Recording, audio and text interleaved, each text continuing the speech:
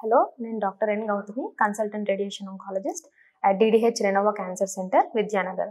ఇప్పుడు మనము breast cancer డయాగ్నోసిస్ని ఎలా చేయాలో నేర్చుకుందాం.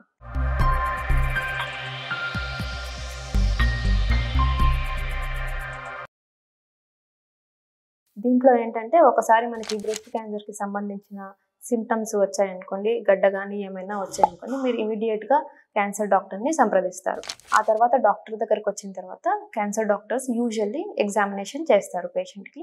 ఎగ్జామినేషన్ చేసిన తర్వాత కొన్ని కపుల్ ఆఫ్ టెస్ట్లు రాస్తాము. ఇది ఏంటంటే మొదటిది మ్యామోగ్రామ్. మ్యామోగ్రామ్ అంటే ఏమీ లేదు, మనం ఛాతీకి ఎక్స్రే తీస్తాం కదా, చెస్ట్ ఎక్స్రే, అలాగే బ్రెస్ట్కి తీసే ఎక్స్రేని మనం మ్యామోగ్రామ్ అంటాం.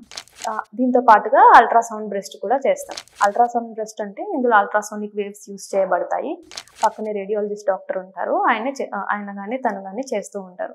ఈ మ్యామోలోను ప్లస్ అల్ట్రాసౌండ్లోను మనకి అబ్నార్మల్ ఫైండింగ్స్ ఏమైనా వచ్చాయనుకోండి, దీనికి ఒక స్కోరింగ్ సిస్టమ్ ఉంటుంది. దాన్ని బైరాట్స్ అంటారు. బైరాట్ స్కోర్ మనకి 0 నుంచి 6 వరకు ఉంటాయి.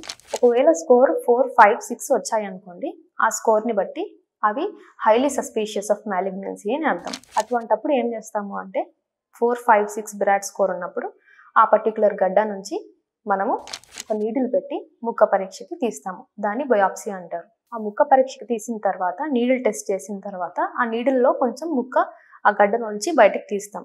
ఈ ముక్కని పెథాలజిస్ట్కి పంపిస్తాం. అది మైక్రోస్కోప్ కింద ఎగ్జామినేషన్ అవ్వబడుతుంది. దాని తర్వాత అది నిజంగా క్యాన్సరా లేకపోతే ఇంకేమైనా అనేది మనకి 100% కన్ఫర్మేషన్ వస్తుంది. సో ఈ ప్రకారంగా మనం 100% కన్ఫర్మేషన్తో బ్రెస్ట్ క్యాన్సర్ని నిర్ధారణ చేయొచ్చు.